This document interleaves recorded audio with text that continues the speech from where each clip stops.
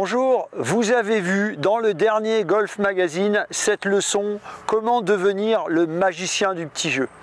Je voudrais revenir sur l'approche roulée, celle qui peut vous faire gagner énormément de points et surtout revenir sur les points techniques qui font la différence entre une approche levée et une approche roulée.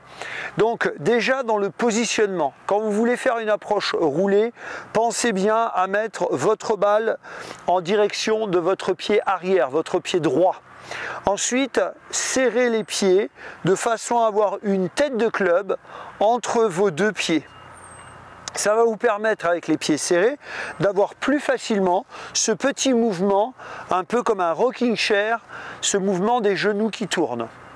Ensuite, quand vous allez vous placer, vous allez être plus près de la balle, c'est-à-dire que vous ne serez pas loin de la balle avec ce grip d'armement comme sur les approches levées, mais au contraire un grip qu'on appelle un grip de paume. Alors regardez bien, un grip de doigt, eh bien c'est le grip traditionnel, c'est celui qui passe dans les doigts et qui fait justement cet angle à 90 degrés.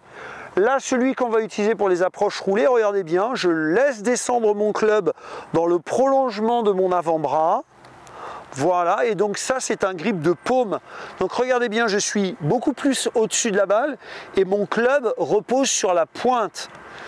Alors, balle pied droit, pied serré, je suis donc avec un grip de paume au-dessus de ma balle. Et regardez bien maintenant, je vais faire la tour de Pise, c'est-à-dire que je vais m'incliner sur la gauche. Alors pourquoi je ne dis pas à mes élèves appuyez sur la gauche? Parce que la plupart du temps, quand vous cherchez à vous appuyer sur la gauche, eh bien on vous retrouve avec les épaules vers le ciel. Et là c'est contre-productif. Donc je préfère vous dire, faites la tour de Pise, penchez-vous sur la gauche. Hop là, regardez bien, et voilà.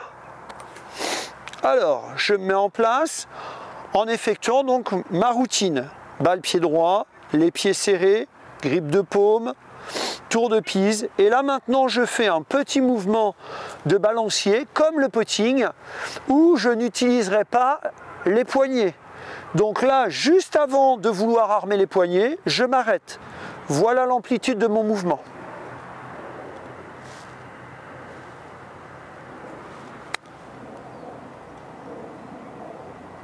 Ok, et si maintenant je veux varier les distances, j'ai deux solutions. Soit je change de club et je garde le même mouvement, soit je garde le même club et à ce moment-là, je vais changer l'amplitude de mon mouvement. Ma préférence, je préfère garder ce petit mouvement de putting et changer les clubs. Sand wedge pour faire entre 8 et 10 mètres, le pitch pour faire entre 12 et 15 mètres et fair set pour faire entre 20 et 30 mètres. Bon entraînement, bon petit jeu, à bientôt!